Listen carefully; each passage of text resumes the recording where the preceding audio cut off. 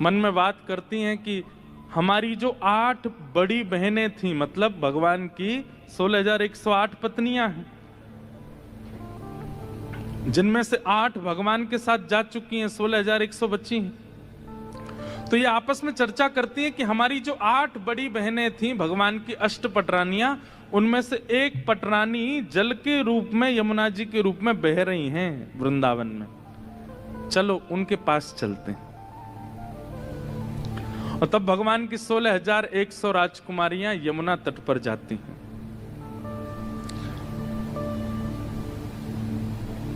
और यमुना तट पर जाकर के श्री यमुना जी से प्रार्थना करती हैं,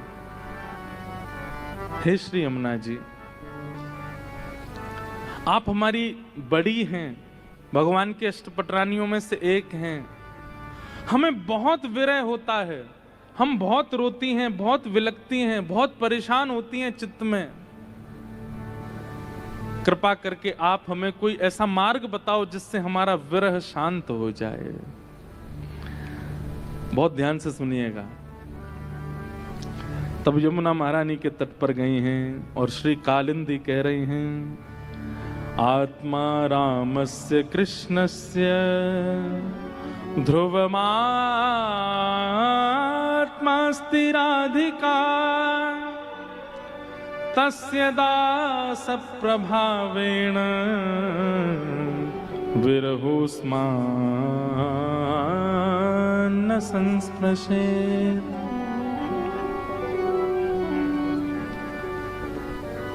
बहुत ध्यान से सुनो। 16,100 राजकुमारियां भगवान की यमुना तट पर बैठी हैं और कह रही हैं कि हे श्री यमुना जी, प्रति क्षण हमें कृष्ण की इतनी याद आती है, इतना विलाप होता है, ठाकुर जी का इतना हमको स्मरण होता है, हमारे चित्त का विरह शांत नहीं हो रहा है। कृपा करके आप हमें कोई मार्ग बताइए। हम धाम तो आ गए, हम वृंदावन तो आ गए हैं, लेकिन हमारे मन को चैन नहीं मिल रहा है। इतने में ही श्री यमुना जी प्रकट हो गई। और कैसे प्रकट हुई पता है? आंखों में काजल लगा है, मुख पे लालिमा लगी है, गले में सुंदर हार पहन रखे हैं और यहां पर सौभाग्य सिंदूर लगा रखा है, सुंदर लाल चुनरी ओढ़ रखी है, सुंदर आभूषण देख करके ये 16,100 राजकुमारियां बोली, हमने अपना स्वरूप परिवर्तित कर दिया क्योंकि श्री कृष्ण लीला पूरी करके चले गए और आप अभी भी सौभाग्य चिन्ह धारण करके खड़ी हो। आपके मुखमंडल पर यह प्रसन्नता, आपके चित्त की ये प्रसन्नता ऐसा प्रतीत कराती है कि श्री कृष्ण आपसे दूर नहीं हुए। अरे वो पूरी लीला करके चले गए हैं और आप ऐसे सज धज के घूम रही हो। यमुना जी बोली, कहां गए श्री कृष्ण? बोले वो लीला पूरी करके चले गए।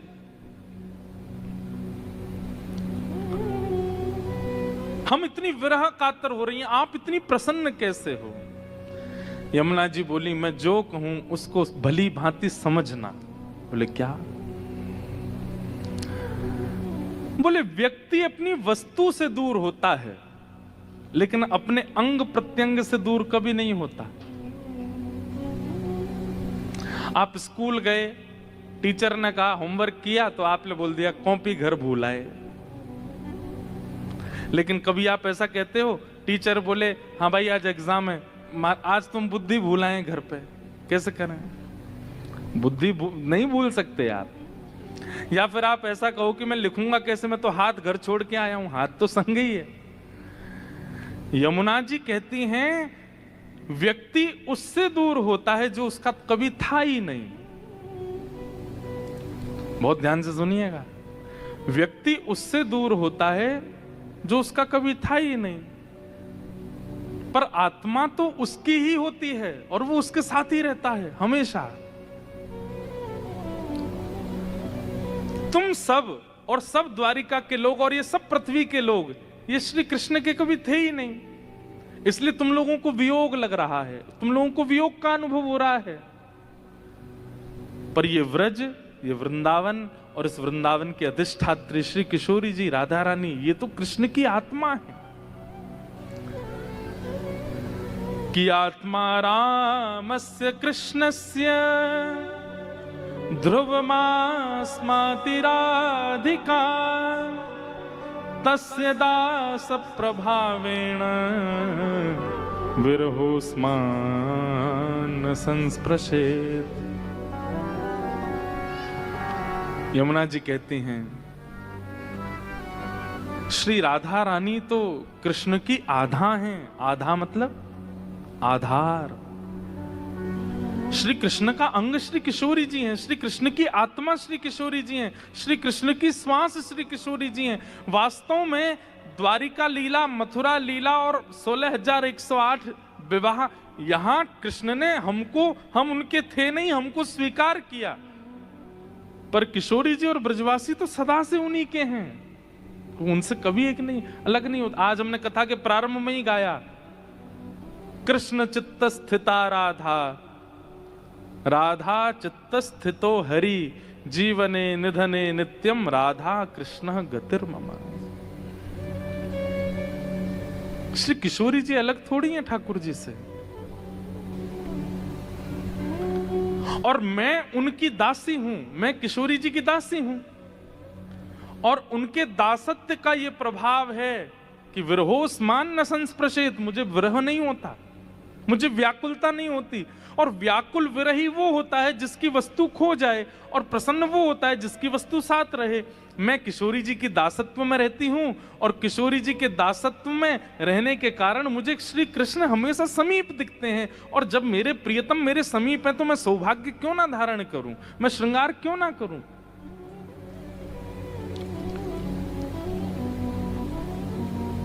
इसलिए मुझे विरह नहीं होता।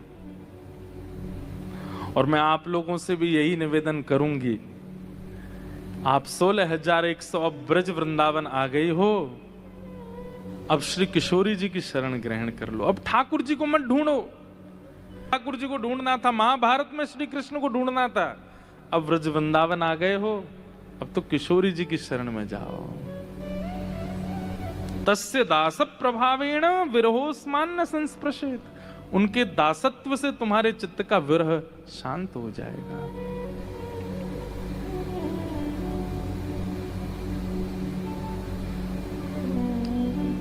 किशोरी मोहे अपनो ही कर लीजे, किशोरी मोहे अपनो ही कर ली। गाइए, किशोरी मोहे अपनो ही कर लीजे, किशोरी मोहे अपनो ही कर लीजे। अरे कृष्णदास हमने कई बार सुनाई है अपनी कथाओं में। नंदगांव में कृष्णदास नाम के एक भक्त रहते थे। सुंदर कुटिया बनाई, बगीचा बनाया। सब लोग इधर देखो, ध्यान से सुनो, जिन्होंने नहीं सुनी हो। नित्य नंदगांव में रहते थे, और उन्होंने कथा में सुना कि महाभारत के प्रसंग में ऐसा आता है कि 12 वर्ष तक यदि व्यक्ति 365 दिन हर वर्ष लगभग 12 वर्षों तक बेनागा यदि किसी एक नियम का पालन करे तो उस नियम से उसको सिद्धि प्राप्त हो जाएगी, वो जो चाहेगा उसको मिल जाएगा 12 वर्षों बाद। बस याद रहे कि 12 वर्षों में एक दिन भी वो नियम का नागा नहीं होना चाहिए। कृष्णदास जी ने नियम धारण कर लिया, बोले रोज माला बना के पहनाऊंगा ठाकुर जी को, और मेरी एक ही अभिलाषा है कि 12 वर्ष तक मैं माला पहनाऊं इनको, और 13वें वर्ष का जब पहला दिन आवे तो ये पहनने आवे माला मेरे पास, मैं नहीं जाऊंगा इनके पास। मुझे यही फल चाहिए। कृष्णदास जी रोज अपनी कुटिया से पैदल जाते, नंदगांव ऊपर पहाड़ी पर चढ़ते, और नंद भवन में। अच्छा, नंदगांव कितने लोग गए हैं? ब्रज वाले, यहाँ वाले नहीं। ब्रज वाले नंदगांव कितने? मुझे पता है, यहीं वालों ने हाथ उठाया था। यहाँ पे भी नंदगांव है ना। ब्रज वाले नंदगांव कितने गए? ऊपर करो सीधे हाथ। वाह, खूब लोग गए हैं। अच्छा देखो, वहां के दर्शन बताएं। कृष्ण बलराम बिल्कुल डिट्टो एक जैसे, एक जैसी आंखें, एक जैसी नाक, एक जैसे ओष्ठ, एक जैसे गाल, एक जैसा सिर, एक जैसा मुकुट, बिल्कुल सब एक जैसा है। अच्छा, जो लोग नहीं गए हैं, कैमरा वाले भैया के पास अगर इंटरनेट में हो नंदगांव के दर्शन, तो एक बार स्क्रीन पर दिखाना। कृष्ण बलराम दोनों श्याम वर्ण के हैं वहां पे, जबकि बलराम जी हमारे गौर वर्ण हैं, लेकिन नंदगांव में कृष्ण बलराम दोनों श्याम वर्ण के हैं। आप पता नहीं कर पाओगे कि इनमें कृष्ण कौन है और बलराम कौन है। केवल एक भाव से पता चलता है कि ये कृष्ण है। बोले कैसे? बोले यशोदा मैया के बगल में जो खड़े हैं ये कन्हैया हैं, दाऊ दादा के पास जो खड़े हैं ये बलराम जी। उससे पता चलता है कि कृष्ण कौन से। एक सी वंशी, एक सी पोशाक, एक सा मुख, एक से हाथ में छड़ी लकुटी, एक सा मुकुट, सब कुछ एक जैसा है नंदगांव में। तो कृष्णदास बाबा रोज जाते थे नंदगांव, और नंदगांव में ठाकुर जी को माला पहनाते थे। देखो ये रहे, एक जैसे हैं बिल्कुल। अब इनमें कन्हैया कौन से हैं? जो यशोदा मैया के बगल में खड़े हैं वो कन्हैया हैं, और जो दाऊ दादा के बगल में खड़े हैं ये बलराम जी हैं। आहा, बोलो नंद के लाला की। दोनों लाला। ऐसे ब्रज में बड़े बड़े। अच्छा, यहाँ पे आपको एक और बात बताऊं, बलराम जी कारे क्यों हैं? बलराम जी तो गोरे हैं, तो कारे क्यों हो गए? ठाकुर जी को बहुत खिजा रहे थे। खिजाना समझते? चिढ़ा रहे थे। ठाकुर जी को बहुत चिढ़ा रहे थे। क्यों चिढ़ा रहे थे? बोले मोसो कहे मोल को लीनो, तू जसुमती कब जायो। ठाकुर जी ने जाके यशोदा मैया शिकायत कर दी, मैया जे बलदाऊ बहुत खिजायो मोए। बोले कहा कहवे? बोले मो तो यो कहवे, तो हम मोल पे लेके आए हैं, तू नंद रानी यशोदा के यहाँ थोड़ी जन्मो है।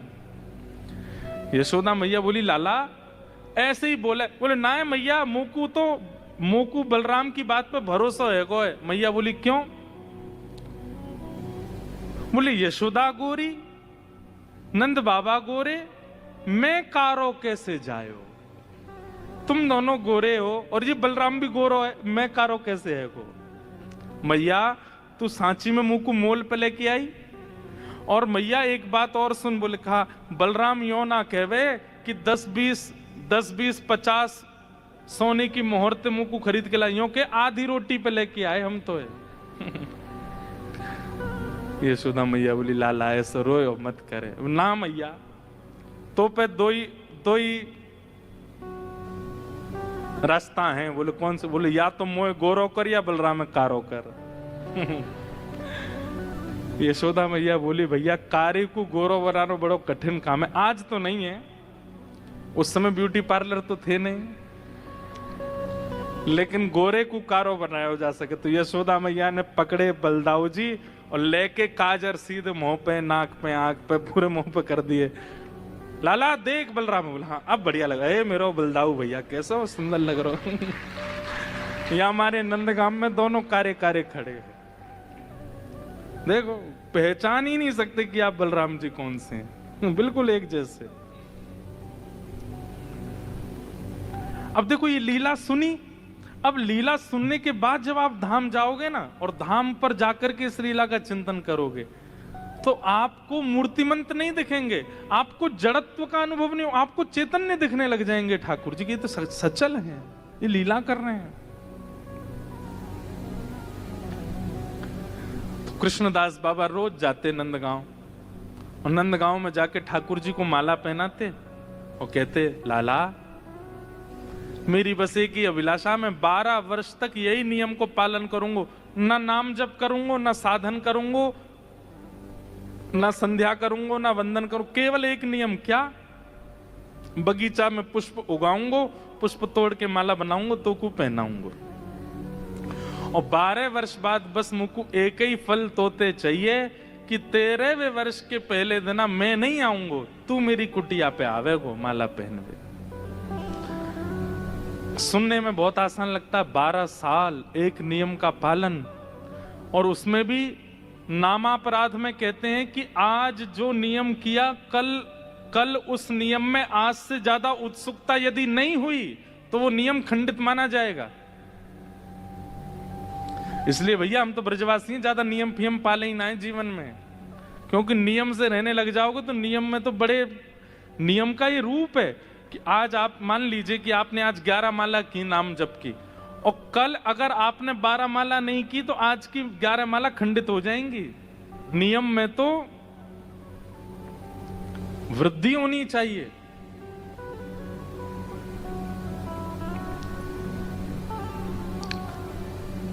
तो कृष्णदास बाबा रोज जाते, माला पहनाते, और ठाकुर जी कान में कहते 5 साल है गए, 5.5 वर्ष है गए, अब तो लाला 8 वर्ष है गए, 9 वर्ष है गए, 10 वर्ष है गए।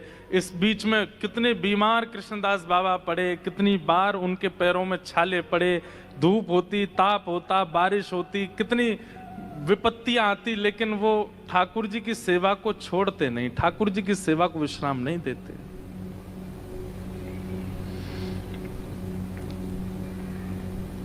12वां वर्ष आ गया, अब तो लाला 6 ही महीना रह गए, अब तो 2 ही महीना रह गए, अब तो 1 ही महीना रह गया, अब तो 10 ही दिन रह गए, अब तो 5 ही दिन रह गए, अब तो 3 ही दिन रह गए। और जिस दिन अंतिम दिन था 12वें वर्ष का, उस दिन रोते हुए कृष्णदास बाबा जा रहे हैं, जिस गली से जाते उस गली को प्रणाम करने, बोले आज मैं अंतिम बार आ रहा हूं, अब नहीं आऊंगा।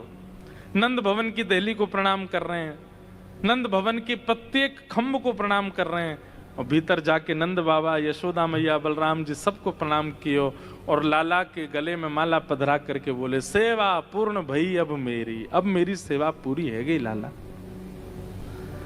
अब मैं जा रहा हूं, 56 भोग बनाऊंगो, रबड़ी बनाऊंगो, अधोटे दूध की बासुंदी बनाऊंगो, पूरी बनाऊंगो, आलू की सब्जी बनाऊंगो, जलेबी बनाऊंगो, और सुंदर माला बनाऊंगो, क्योंकि कल लाला मेरे घर आवेगो। 56 भोग बनाऊंगो लाला, और माला तैयार रखूंगो, बस आए जाइयो।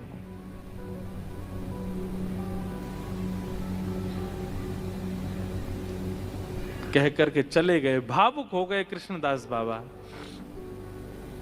लौट करके अपनी कुटिया पर आए, खूब सुंदर रज रज के 56 भोग बनाए हैं, अपने 12 साल की सेवा की स्मृति महोत्सव मना रहे हैं, आनंद में नाचते नाचते, कभी खीर बना रहे हैं, कभी कल तो मेरे घर ठाकुर जी आएंगे। दूसरे दिन प्रारंभ हुआ, सुबह से ही मंगला से ही बाबा ने 56 भोग बना करके, सुंदर पत्तल लगा करके, ऊपर पुष्पादि बिछा करके तैयारी कर रखी, और उसी रास्ते में, उसी गैल में बैठे हैं, जिस गैल माने रास्ता, जहां से ठाकुर जी को आना है।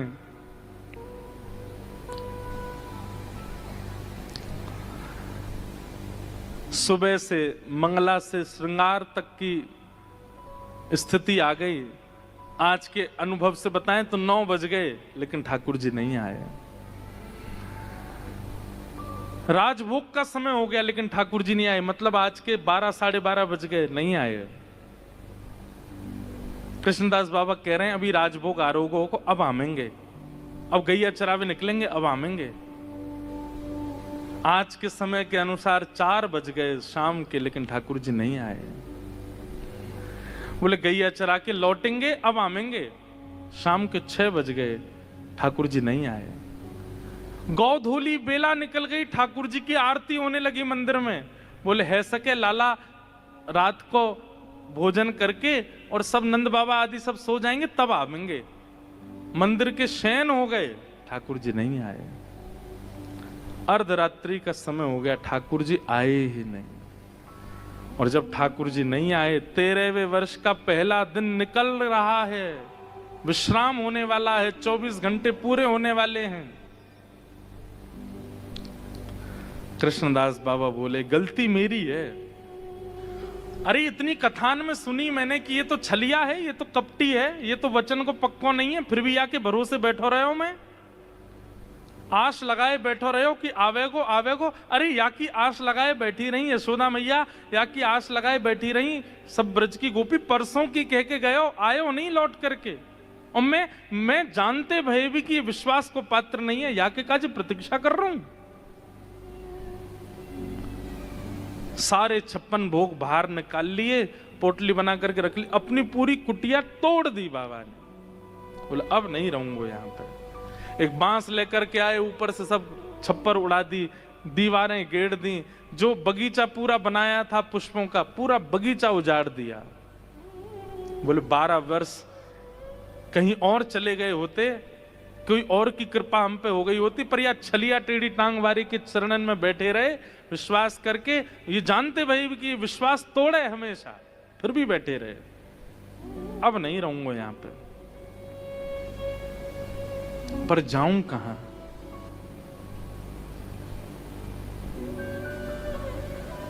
जाऊं कहां तज चरण तुम्हारे। 12 वर्षों में नेह इतना हो चुका है ठाकुर जी से, अब जाऊं कहां?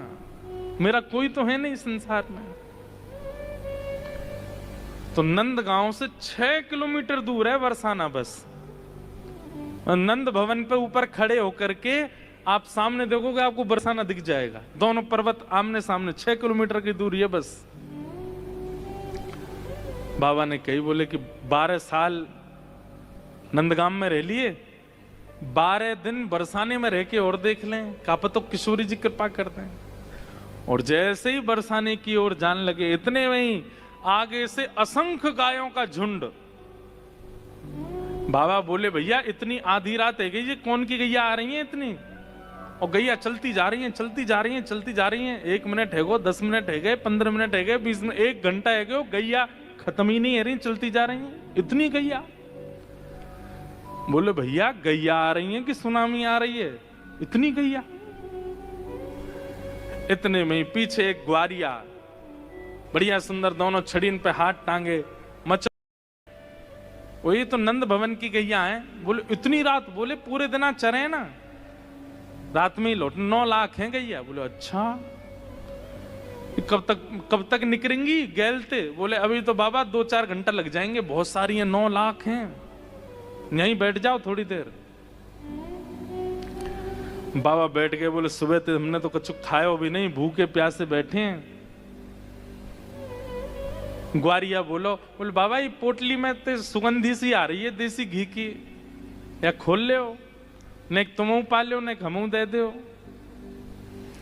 बाबा ने जैसी पोटली खोली, बैठ करके पान लगे। बोले ले तू भी ले ले कछु। तो ग्वारिया बोलो मेरे हाथ में तो गोबर लगो बाबा, मैं तो ले ना सकूं, एक काम करो ना तुम अपने हाथ से ही पवाए दो। कृष्णदास बाबा बोलो हम बे नंदगाम को ही होगा तू भी, या नु 12 साल सेवा कराई और तुम वही कराओगे, और तो कछु आवे ना। आ इतकू आ। ग्वारिया पास गयो। अब बाबा स्वयं पामे और फिर थोड़ा सा अपने हाथ से वाकू पवा में। पाते पाते ग्वारिया के नेत्र सजल है गए। कृष्णदास बाबा बोले भैया तेरे नेत्रन में आंसू काई को आ रहे हैं, कौन को याद करके रो रो, कहा है गो? ग्वारिया बोलो बाबा 12 साल में एक भी दिन बिना माला के मैं नहीं रहे हो, लेकिन आज सवेरे ते शाम है गई मुझको कोई ने माला नहीं पहना है, मैं प्रतीक्षा कर रहा हूं। माला को नाम सुनते ही बाबा बोले कन्हैया, और ये कहते ही तुरंत ठाकुर जी को त्रिभंग ललित स्वरूप प्रकट है गए। और प्रकट होकर के बोले बाबा लाओ प्रसाद तो मैंने पा लियो, अब माला धराए दो। एक बात समझ में आई, ठाकुर जी सीधे सीधे तो कभी काम करते ही नहीं हैं। मतलब 12 वर्ष के नियम की सिद्धि तो हो गई थी, लेकिन घर आकर के आके बैठ जाएं, मिल लें, खा लें, पी लें, ऐसे तो ठाकुर जी हो नहीं सकता। एक बहन जी ने भजन बनाया, राम आएंगे तो अंगना सजाऊंगी, राम आएंगे तो दीपक जलाऊंगी, राम आएंगे तो यूं करूंगी। तो मैंने बढ़िया, राम आएंगे तो ये हो सकता, कृष्ण आएंगे तो नहीं हो पाएगा ये। मैं तुम अंगना सजाए बैठे रहो। पता चली कि ठाकुर जी, आज मान लो ठाकुर जी ने कहा कि मैं मिलूंगा, आपने पूरा घर सजा दिया, सुगंधित कर दिया, बढ़िया बत्ती जला दी, सब कुछ कर दिया, सब बहुत बढ़िया, आज ठाकुर जी मिलने आएंगे। पूरे दिन से रात हो जाएगी, नहीं आएंगे। मिलेंगे, लेकिन कैसे मिलेंगे ये वो जानते हैं, वो आपके ऊपर निर्भर नहीं है। और फिर पता चली कहा भयो जल्दी जल्दी में कुछ सामान इधर उधर कर रहे थे, पांव रिपट गया, पैर टूट गया, गिर गए, हॉस्पिटलाइज करने के लिए हॉस्पिटल ले गए, वहां पे जाके प्लास्टर लगाया, प्लास्टर लगा करके जैसे हॉस्पिटल से बाहर निकले मार्ग से लौट के आ रहे थे, घबराहट सी हुई, आपने कहीं यहीं रोक दो गाड़ी, बाहर बैठ गए, वहीं आकर के कहो तो श्याम सुंदर ऐसे मिल जाए, हाथ पांव तोड़ के मिलेंगे, गेर के मिलेंगे, उल्टे सीधे करके मिलेंगे, लेकिन सीधे सीधे नहीं मिलेंगे। इसलिए श्री कृष्ण मिलन की योजना अपने चित्त में मत बनाना, क्योंकि आपकी योजना फेल होने वाली हो तो वो बनाते हैं योजना, वो चाहेंगे, आप तो बस यूं कहते जैसे चाहो मिल लो, हाथ मामन को सलामत रखी हो बस। कृष्णदास बोले छलिया, मां कुटिया में आने में जोर पड़ रहे हो तुम्हें, मेरी कुटिया टूट गई, मैंने पूरा वो उजाड़ दियो, वहां तो मिलवे नहीं आओ, यहां ये ग्वारिया को रूप धारण करके आए हो। बोल बाबा आ तो गए हो, देख तेरे 13वें वर्ष के पहले दिन के 24 घंटा पूरे ना भय और मैं आ गए हो। बाबा बोले तुम आए क्यों? ठाकुर जी बोले ऐसे ही बस मेरा मन 12 साल की सेवा पूरी है कि मैं आ गया। बोले नहीं ये बात नहीं है। बोले आप इसलिए आए हो क्योंकि मैं किशोरी जी की तरफ निहार रहे हूं, मैं बरसाने की ओर निहार रहा हूं। आज तक नंद भवन की ओर निहारो, मैंने आज तक नंद भवन की ओर दृष्टि रखी तो कभी अनुभव भी नहीं कराया अपना, और बरसाने की तरफ मुख का कियो कि प्रत्यक्ष प्रकट है क्या मेरे सामने। अब तो मैं बरसाने में ही रहूंगा। और ऐसा कह के सामने ठाकुर जी खड़े हैं, स्पर्श तक नहीं किया कृष्णदास बाबा ने, दौड़े सीधे बरसाने की ओर। बाबा पीछे पीछे ठाकुर जी, अरे बाबा नेक रुक जा, अरे नेक रुक जा मेरी। बोले ना अब तो श्री जी के चरणन में जाके बात होएगी, जिनकी तरफ मुख करवे से तुम मिल जाओ उनके चरणन में रहेंगे तो कहा होएगा।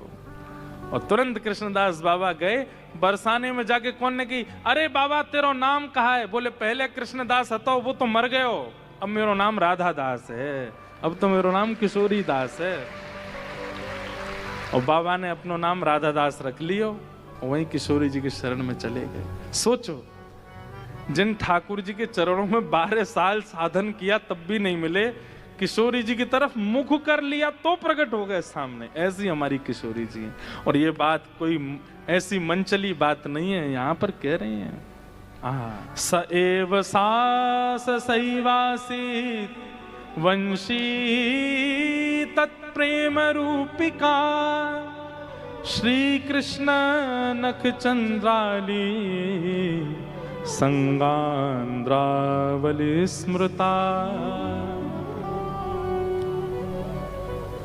भैया किशोरी जी की शरण ग्रहण कर लो, उनकी शरणागति से ही श्री कृष्ण प्राप्त होते हैं।